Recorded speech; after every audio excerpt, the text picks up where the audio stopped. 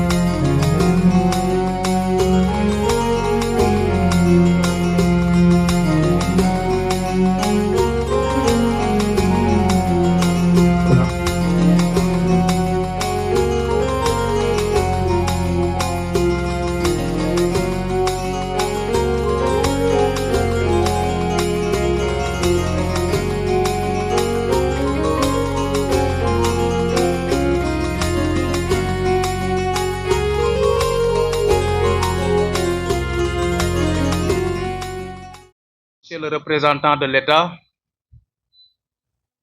Monsieur le ministre d'État chargé des coopératives, Dr Alpha Ba, Mesdames et Messieurs les autorités administratives et territoriales, Mesdames et Messieurs les partenaires techniques et financiers, chers producteurs, chers invités, il y a des moments qui valent plus qu'un rapport, plus qu'un bilan chiffré, des moments où l'on s'arrête, où l'on regarde le chemin parcouru et où l'on dit simplement, nous étions là, nous avons travaillé, voilà ce que nous avons construit. Cet Open Day est un de ces moments. C'est pour moi un honneur et une profonde fierté de vous accueillir aujourd'hui au cœur de la zone des Niayes. Ce territoire d'exception qui est à la fois notre terrain d'action quotidien et notre source d'inspiration. Mesdames et messieurs, TEPAN est né d'une conviction simple, mais exigeante. L'agriculture sénégalaise ne peut se transformer de l'extérieur, elle doit se construire de l'intérieur, à partir de ses sols, de ses producteurs, de ses semences, de ses avoirs. Dès ses débuts, mesdames et messieurs, notre entreprise s'est engagée sur 3 axes complémentaires: l'importation et la distribution des semences sélectionnées de qualité. C'est le lieu pour nous de rendre un grand hommage à AGRTC, notre premier partenaire de semences de pommes de terre. C'est une grosse firme qui véritablement a un chiffre d'affaires de plus de 450 millions d'euros. Un budget pour les recherches de 15 millions d'euros. Une entreprise présente sur plus de 90 pays dans le monde. Et une entreprise qui fait véritablement une quantité de près d'1 million de semences par an. Ainsi que l'accompagnement technique des producteurs de qualité. C'est le lieu aussi de remercier la Banque agricole, notre premier partenaire financier représenté aujourd'hui par M. Oumar Touré,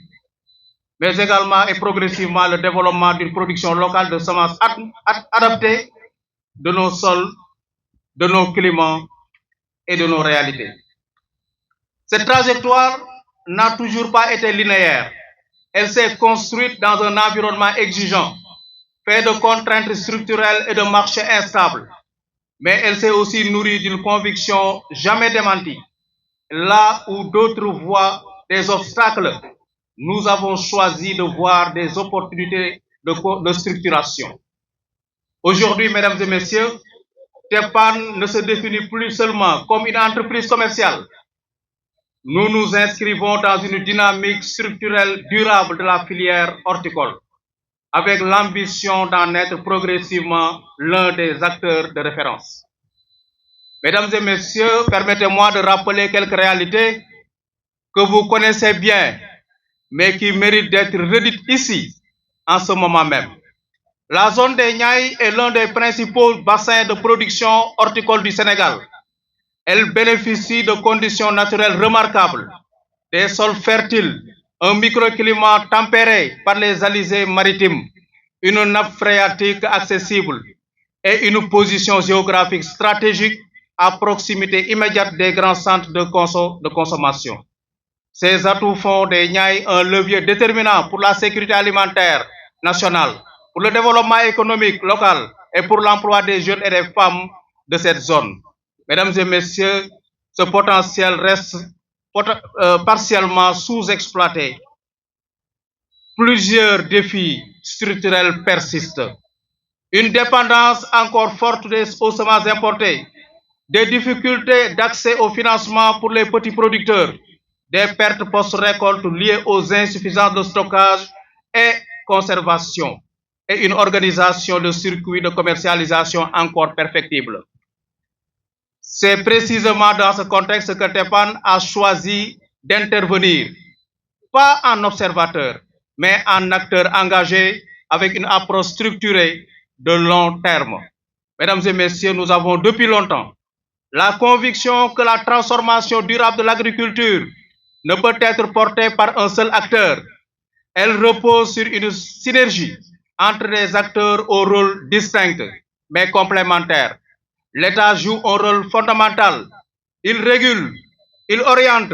il investit dans les politiques publiques et les infrastructures. Les producteurs sont le socle vivant de la filière. Ce sont eux qui, chaque matin, cultivent, innovent, résistent et créent de la valeur. Et les entreprises comme TEPAN assurent une interface essentielle entre les dimensions techniques, économiques et commerciales.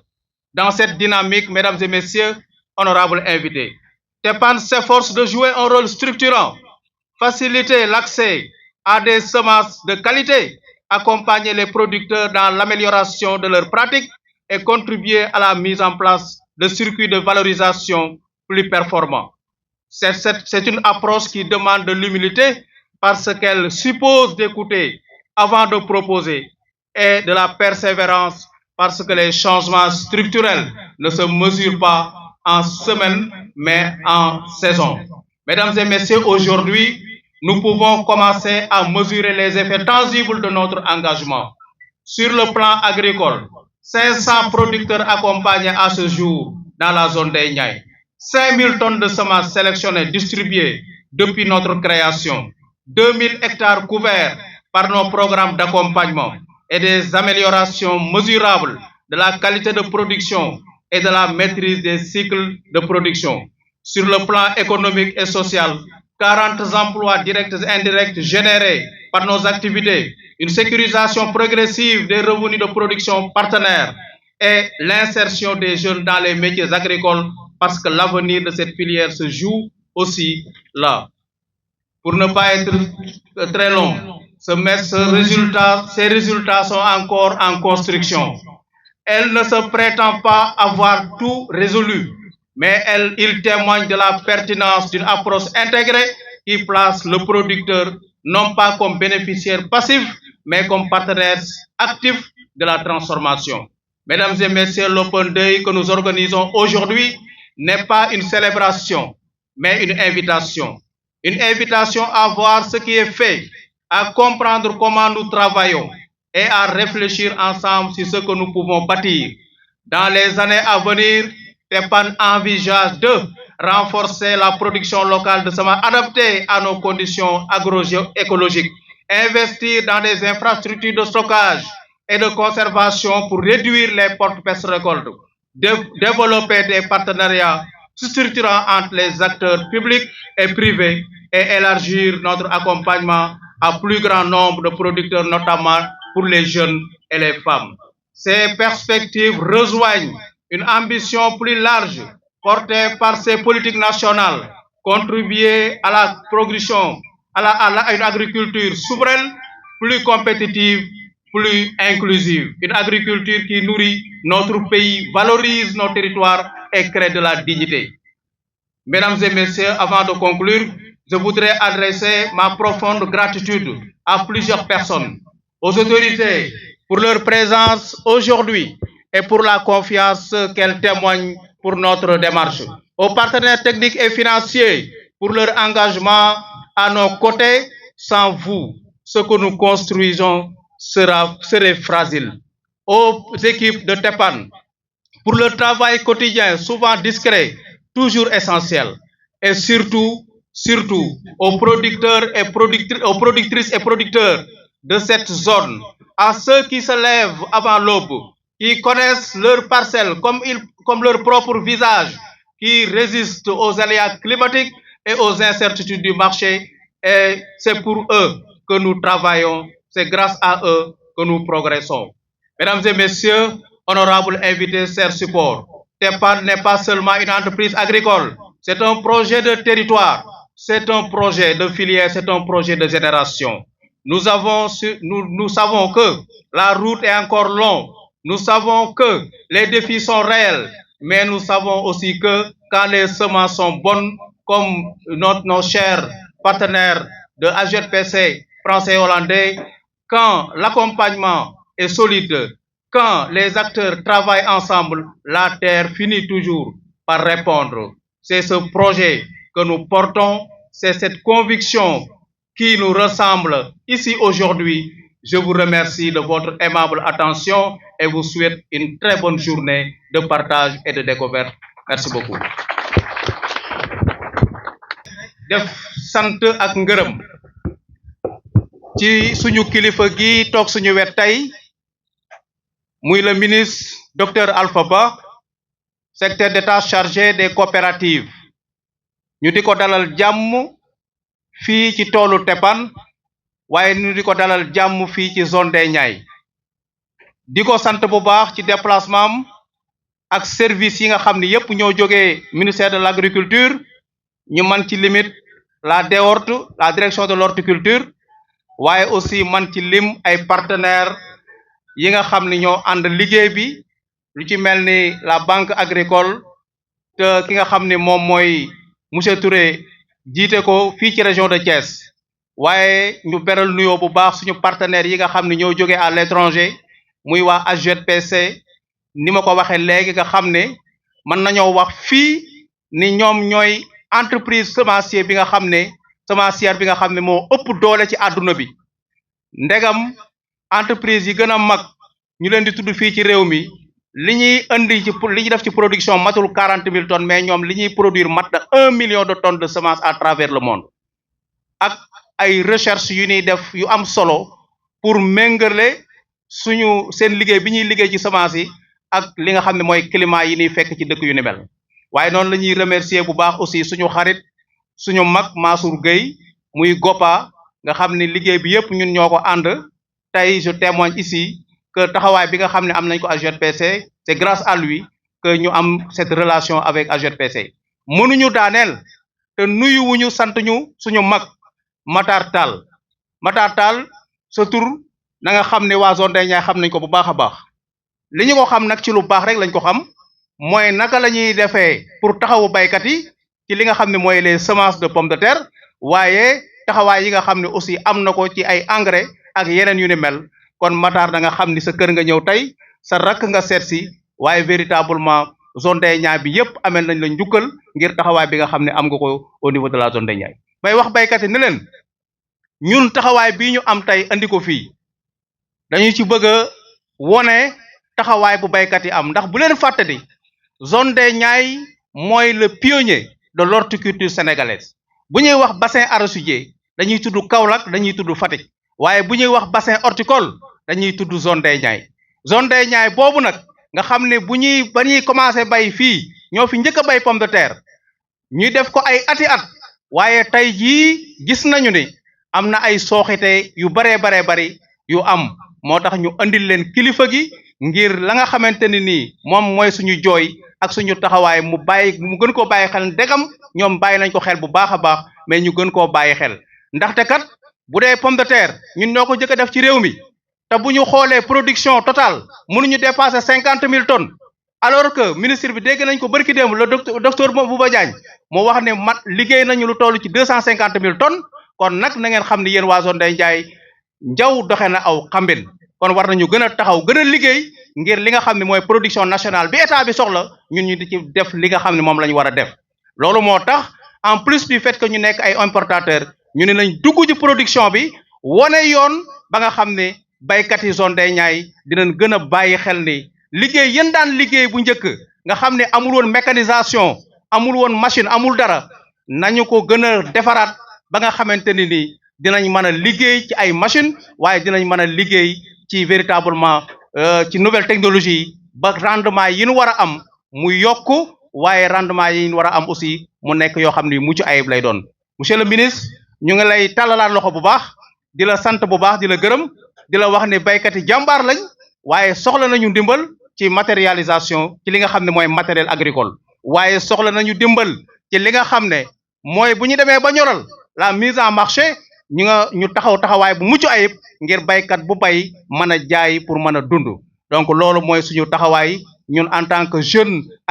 agricole sénégalais waaye jeune pionnier au niveau de la zone des Niayes ñu taxawaay bu ne mel ngir jàppale suñu ay baay jàppale suñu ay yaay jàppale suñu ay mag jàppale suñu ay rakk ngir véritablement bu Sénégal gi nga xam ne moom la le président de la République ak le premier ministre Ousmane Sonko bëgg a yëkkati ca kaw a kaw ñun ñu bokk ci ñi nga xam ne ay piliers yu fondamental yuy mën a jàppale Sénégal pour fan bëgg a àgg ñu mën fa àgg kon ñu ngi lay santaat bu baax di la gërëm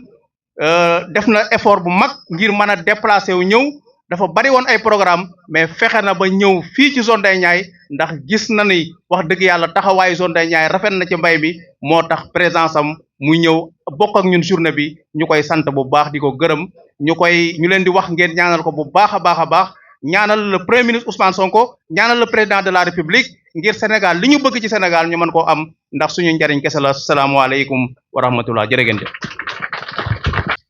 salaamaaleykum mbooloo mi équipe ministère de l'agriculture yi nga xam ne ñu ngi ànd ak yéen di liggéey mooy équipe waa DEWORT seen directeur nekku fi waaye agent DEWORT yi ñu ngi fi donc ngir sargal leen bu baax ci liggéey bu ñuy def ànd ko baykat yi ñaareel bi pour sargal tamit ñi nga xam ne ñooy jàppale opérateurs yi di ànd ak ñoom di liggéey ñu ci mel ni waa LBA ak ñeneen ak ñeneen waaye tamit sargal opérateurs yi nga xam ne ñoo nekk ci liggéey bi tey bu ñuy naan dañuy naan teppaan naan góora waaye dama jàpp ne moom buntu la rek ngir sargal bépp opérateur boo xam ne yaa ngi ànd ak gouvernement bi di liggéey de manière globale wax na ko am na yeneen mbokkam opérateur yoo xam ne teewe nañu bis bi ñu ngi fi toog waaye surtout ñu moom cëru sargal gi yépp mooy producteurs yi lu tax ñoom moom cëru sargal gi yépp ndaxte buñ ne ministère de l'agriculture baykat daa fekk mu am buñ ne opérateur ministère de l'agriculture baykat daa fekk mu am buñ ne banque agricole baykat daa fekk mu am kon lépp cëslaay bi yépp producteurs yi la ñoom la ñuy naan gàcce ngalaama lu tax nag ñu sawar a ñëw fi xam naa ne dégg ngeen ko bu baax bu ñuy wax ci Sénégal discours yi année yépp lu ñuy kàddu bokk na ci kàllaama boo xam ne mooy ëpp lu muy ñëwaat mooy bu ñuy naan dañuy naan kàllaama souveraineté bu ñu waxee souveraineté nag tekkiwul ne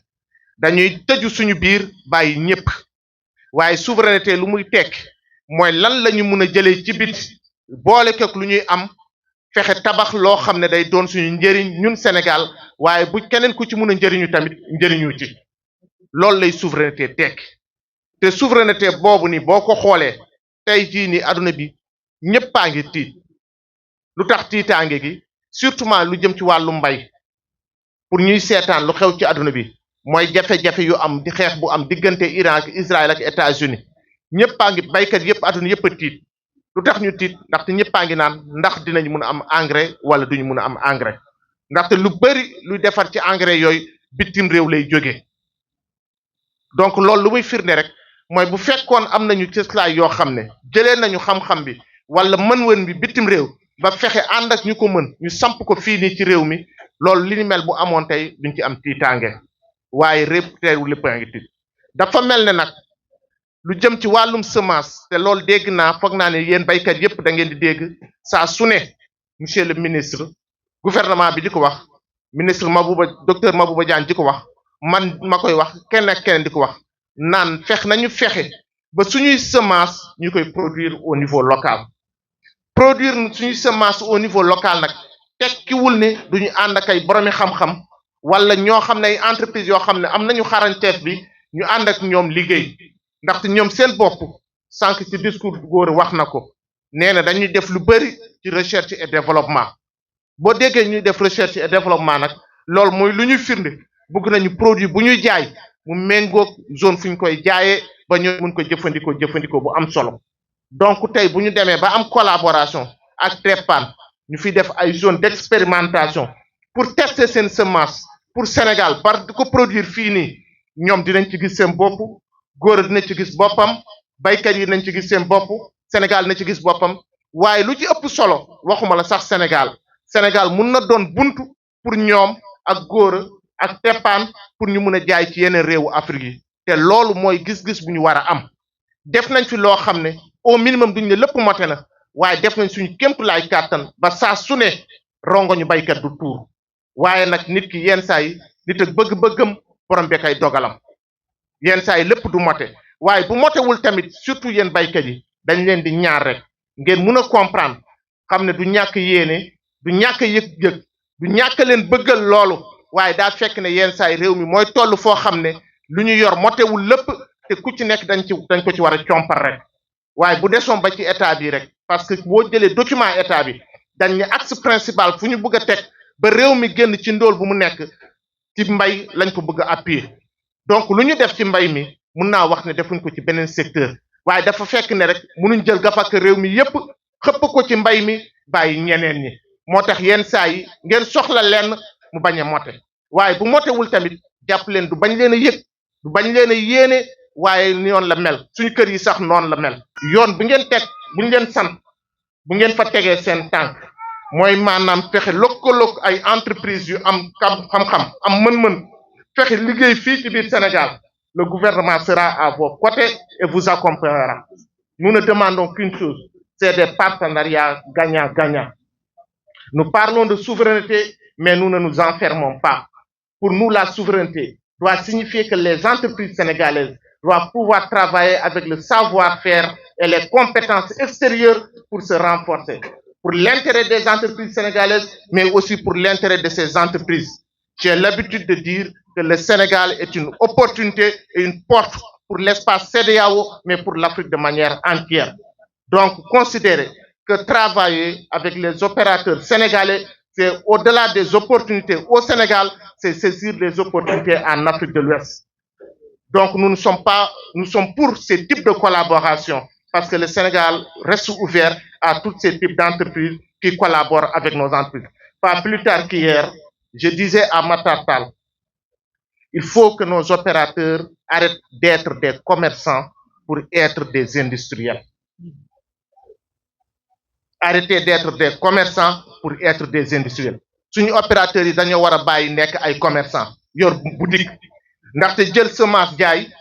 après dem jënd ñëw jaayaat dem loolu jëkkoy commerçant loolu ñëpp a ko mën waaye lu jafe mooy comme ni góor a def tey xool entreprise ne ko kaay ñu test fi jël ci ay risques ngir mu baax loolu moo jafe loolu mooy vision ndaxte loolu mooy à long terme et c'est ce à quoi nous appelons nouer des partenariats avec des entreprises pour des investissements durables à long terme et qui vont impacter pas seulement sur vos propres poches, mais qui vont impacter sur la population de manière globale.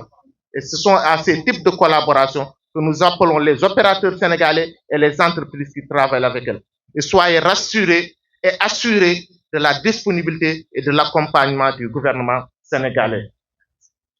Wassalamu alaikum wa rahmatullah wa barakatuh. Jërë ngeen jëf.